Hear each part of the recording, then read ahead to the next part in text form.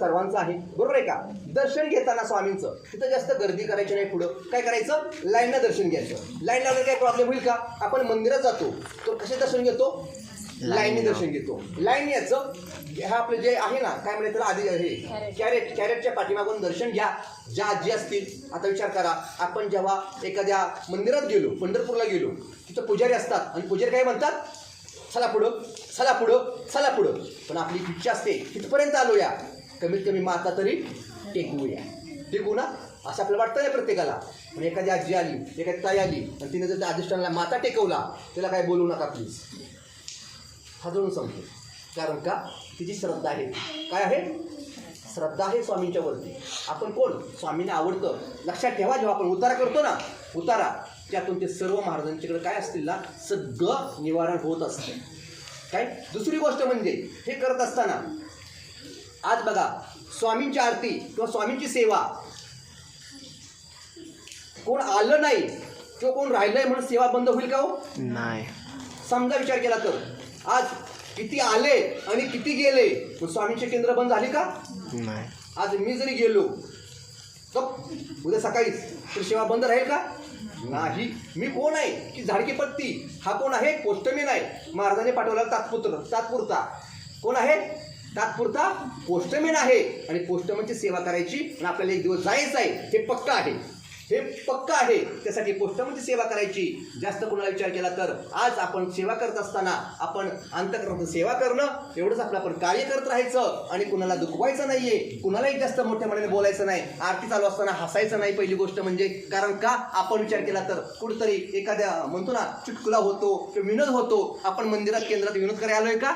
म्हणून कोणी हसू नका प्लीज. ताई दादा नाही की विनंती आहे, एखादी ताई दादा का एखादी महिला साडीवरती येते या आणि काही अडचणीमुळं जर ड्रेसवरती आली तर तिला बी काय म्हणू नका, काही म्हणू नका कुणी.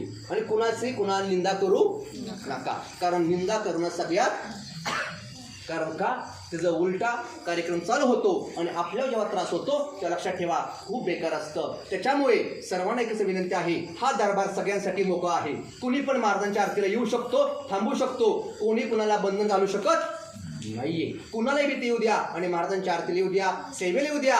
सगळेजण स्वामींचे कोण आहेत, भक्त आहेत, सेवेकरी आहेत. त्यामुळे सगळ्या ताईंदादांना एक विनंती आहे, विचार केला तर पुढल्या आरतीला 4 ताईंना वाटलं की मला सेवा स्वामींची करायची आहे, तिथले झाडलोट करायचं आहे, साफसफाई करायची आहे, अधिष्ठाने सेवा करायची आहे, त्यांनी सांगायचं अगोदरच. त्या ठिकाणी आरती ताई आहेत, विचार केला तर आमच्या डॉक्टर ताई आहेत, काय आडनाव बुलवताई काय त्या आहेत, त्यांना सांगू शकता. या ठिकाणी चव्हाणदादा आहेत, त्या ठिकाणी जगतापदादा आहेत पाठीमागं, त्यांना सांगू शकता तुम्ही की मला ही सेवा करायची आहे. लक्षात ठेवायचं, बसताना प्रत्येक जण कोण आहे, स्वामींचा भक्त आहे. तिथं कोण लहान नाही आणि कोण मोठा नाही.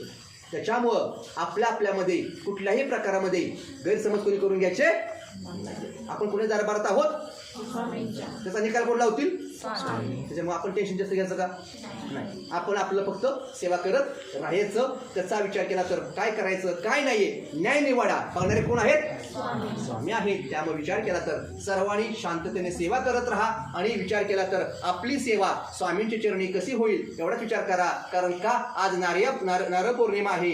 सर्वांनी विचार केला तर घरी जायची बोर्ड लागले असेल, पुरणपोळी असेल, सर्व असेल, तरी आमच्या ताई ह्यापर्यंत पोहोचलेल्या आहेत. तरी ह्या ठिकाणी सर्व ताई आणि दादांना पुन्हा एकदा आज रक्षाबंधनच्या खूप खूप शुभेच्छा. आणि असंच विचार केला तर पुढल्या आरतीला सुद्धा, येणाऱ्या आरतीला सुद्धा लक्षात ठेवा, ह्या केंद्रामध्ये दिवाने दिवा लावायचं कार्य करा. कारण का आपण आरतीला आलोय तर आपल्या ताई ज्या आहेत, ज्या घरी राहिल्या आहेत, 11 सेविकरी घडवा. आणि 11 सेविकरी जर घडवता या, 10 सेविकऱ्यांनी, 11 सेविकऱ्यांनी जे सेवा केलेली आहे त्याचं पुण्य 10% आपल्या अकाउंटवरती जमा होतं. हेच आपलं कर्म आहे, हेच आपलं कर्म आहे. जो ही सेवा करत राहील, सेवेकरी घडवत राहील. लक्षात ठेवा, जर आपल्याला काही चांगलं सांगता वाईट सांगता नाही आलं तर चांगलं सांगत राहा. श्री स्वामी समर्थ मार्गामध्ये या, स्वामींच्या आरतीला या, स्वामींची सेवा करा. तुमचं चांगलं झाल्याशिवाय राहणार नाहीये, हे त्रिकाल सत्य आहे. त्या ताईने इथपर्यंत पोचवा, दादाने इथपर्यंत पोचवा. लक्षात ठेवा, हे महाकलियुग आहे, हा महाभयंकर कलियुग आहे. आणि कलियुगामध्ये पावला पावलावर संकट, पावला पावलावर अडचण. परंतु जो पण स्वामींचा सेवेकरी असेल त्याचा महाराज बोट पकडतात. परंतु महाराज म्हणतात, जो विचार केला तर माझा सेवेकरी आहे, त्या सेवेकरीने माझं बोट स्वामींनी बोट पकडलेलं असतं. विचार केला तर महाराज शेवटपर्यंत आपलं बोट सोडत नाही. तर फक्त आपली श्रद्धा पाहिजे महाराजांच्या वरती. स्वामींच्या वरती. त्याच्यामुळे विचार केला तर सर्वांनी एकच महाराजांची विनंती करायची, महाराज आमच्याकडून सेवा करून घ्या, करता करिता तुम्हीच आहात, आम्ही फक्त नाममात्र आहोत. कारण उद्याचा दिवस उजडेल का नाहीये हे कुणालाच माहीत नाहीये, फक्त स्वामींना माहीत आहे. लक्षात ठेवा, उद्याच येणारं संकट कसं असेल काय असेल कुणीही बघितलं नाहीये. परंतु जर आपली सेवा असेल ना, त्या ठिकाणी जिथं हात जाणार आहे तिथं फक्त नख उडेल. दादा तुम्हाला एवढंच सांगायचं आहे, प्रचंड अनुभव स्वामींनी दिलेले आहेत. जगभर महाराजांनी प्रचंड अनुभव सेवेकऱ्यांना दिलेले आहेत. 4थ्या स्टेजचा कॅन्सरचा पेशंट सुद्धा माघार येतो. त्या स्वामींच्या सेवेमध्ये एवढी ताकद आहे महाराजांच्या सेवेमध्ये. आणि जे काय अशक्य आहे त्या ठिकाणी शक्य करणारे कोण आहेत? स्वामी आहे. ज्या ठिकाणी सर्व दरवाजे बंद होतात, जो सेवेकरी सेवा चालू असते ना, तेव्हा सर्व दरवाजे ओपन करायची ताकद कोणामध्ये आहे? स्वामींमध्ये आहे. लक्षात ठेवा, काही दिवस आपले खडतर जातील. विचार केला तर आपल्याला संकट येतील. संकट हे येणारच, संकट येणार नाही असं नाहीये. स्वामींची सेवा करताना संकट हे येणारच, पण